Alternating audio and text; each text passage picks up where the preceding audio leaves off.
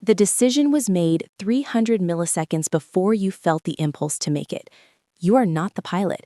You are the passenger in a vehicle that has been careening down a dark highway since the moment of your conception. And the steering wheel you are clutching is a toy, unconnected to the axle, designed solely to keep you sedated while the engine screams. This is not a conspiracy theory born in the fever swamps of the dark web, nor is it a metaphysical abstraction debated by tenured professors in ivory towers to pass the time. This is a biological reality that has been surgically excised from your awareness by the very machinery that keeps you alive. We are investigating a crime scene where the victim is your autonomy, and the perpetrator is a force so ubiquitous, so perfectly integrated into the marrow of your existence that you have mistaken its voice for your own. The primary suspect was identified over 2 centuries ago by a man who looked into the abyss of the human condition and saw the gears turning beneath the skin.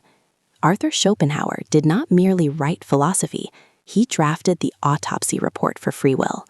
To understand why it is over, why the war for your agency was lost before you drew your first breath, we must strip away the comforting veneer of consciousness and stare directly into the blinding light of the will. We operate under a cognitive shadowing effect, a persistent illusion that the I, the conscious, narrating self, is the author of our biography. You believe you chose your career, your partner, your favorite color, the specific neuroticism that keeps you awake at 3 a.m. You view these as calculations made by a rational mind. Schopenhauer, however, identified these not as choices, but as the inevitable exhaust fumes of a blind, striving, irrational force he termed Wille, the will. This is not willpower. It is not determination. It is the fundamental, metaphysical substrate of the universe, a blind, insatiable hunger that exists outside of time and space, manifesting in the physical world as gravity in the stone, magnetism in the compass, and desire in the human animal. You are a biological imperative wrapped in a thin layer of rationalization. The brain, which we celebrate as the seat of reason, is actually a secondary organ, evolved not to seek truth, but to serve the will's endless demand for survival and reproduction. The intellect is merely the lame man riding on the shoulders of the blind giant, guiding it only to keep it from stumbling, but utterly incapable of changing its destination. Consider the mechanics of your own body, the silent systemic failure of your perceived control. You do not command your heart to beat. You do not consciously oversee the complex alchemy of digestion, the firing of neurons, the division of cells. These processes occur in the dark, driven by the will to live. Schopenhauer argues that your conscious thoughts are no different. They are merely the surface ripples of a deep ocean current. When you feel a sudden surge of anger, a pang of lust, or a wave of anxiety, you did not summon these states. They inflicted themselves upon you. You then scramble to create a narrative, a reason for why you feel this way, engaging in a retroactive neuro-recalibration to align your self-image with the undeniable reality of the drive. You say, I am angry because he insulted me, but the anger preceded the logic. The will surged, the intellect justified. You can do what you will, but as Schopenhauer famously noted, you cannot will what you will. You cannot choose your desires. Try it now. Try to genuinely desire to eat a handful of sand. Try to fall in love with someone you find repulsive. Try to stop wanting what you want. You cannot. The desires are factory settings, hard-coded by the species' drive to persist, and you are merely the executioner of these pre-written commands. This leads us to the terrifying architecture of modern existence, which is nothing more than in the will objectifying itself on a planetary scale. Look at the cities we have built. We call it civilization, progress, structure. Schopenhauer would see it as a monument to want. Every skyscraper is a phallus of ambition. Every market is a churning stomach. The economy is not a rational system of exchange. It is the codified formalization of insatiable hunger. We are trapped in a pendulum swing between 2 states of suffering, pain and boredom. The will drives us to desire something, a promotion, a lover, a new car. The absence of this thing causes pain, a systemic distress signal. We strive, we fight, we claw to attain it. Once we possess it, the will is momentarily satiated. But because the will is infinite and the object is finite, the satisfaction decays almost instantly. We are then plunged into boredom, a terrifying void where we are forced to confront the emptiness of existence. To escape the boredom, we invent a new desire, a new source of pain, and the pendulum swings back. This is the biological imperative at work, keeping the organism moving, keeping it striving, never allowing it to rest, because rest is death. Happiness is a negative state. It is merely the temporary absence of pain, the brief pause between the lashes of the whip. Romance, the most celebrated of human experiences, is perhaps the most brutal deception of all. We conceptualize love as a meeting of souls, a poetic destiny. Schopenhauer dissects it with the cold precision of a coroner. He posits that love is entirely a fraud perpetrated by the species to ensure the next generation. The intense attraction you feel, the obsessive fixation on a specific individual, is the will calculating genetic compatibility.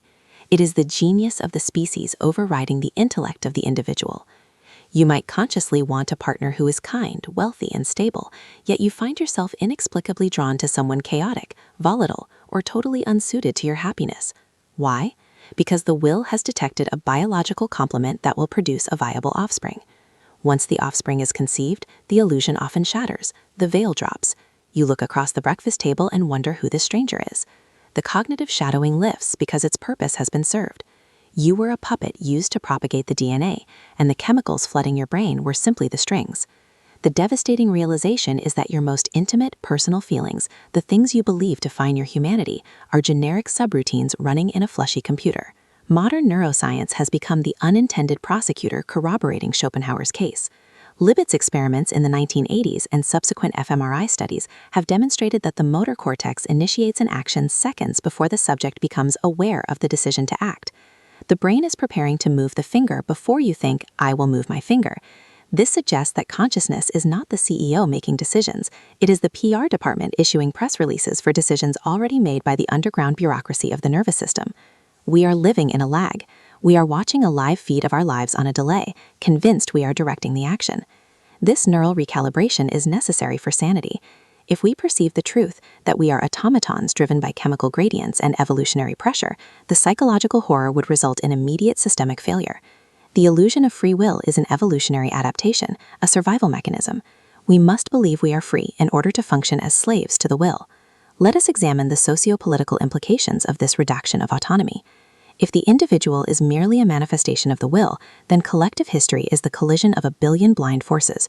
Wars, revolutions, market crashes, these are not the results of rational planning or ideological disputes. They are the tectonic grind of the will turning against itself. Schopenhauer famously described the world as a place where the will consumes itself. One manifestation of the will, the lion, eats another manifestation of the will, the gazelle. In human society, this cannibalism is formalized. Capitalism is the purest economic expression of the will because it is built on the premise of infinite growth in a finite world, an exact mirror of the will's insatiable nature. It weaponizes our lack of autonomy. Algorithms know what you want before you do because they track the will, not the lie you tell yourself. The data profile Amazon holds on you is a more accurate depiction of your soul than your diary. Your diary contains your delusions. The algorithm contains your biological imperatives. It feeds you the next desire, the next source of pain, the next escape from boredom, locking you into a feedback loop of consumption that you mistake for lifestyle choices. Is there an exit? Schopenhauer offers a bleak and narrow escape hatch, one that requires a near impossible rejection of one's own nature.